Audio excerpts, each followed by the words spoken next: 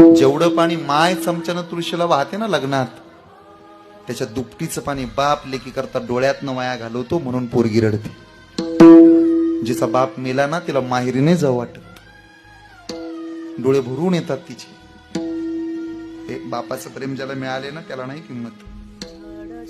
त्याचा बाप मेला ना जब पुरीचा कळेल तिला. उगा नाहीत लावत बाया पदर डोळ्याला. बाप नावाचं दैवत तेवढं मोठं आहे. सहज आठवण आली बापाचे तरी डोळे भरून येतात, कडा गोलावतात बायाचे. का रडतात?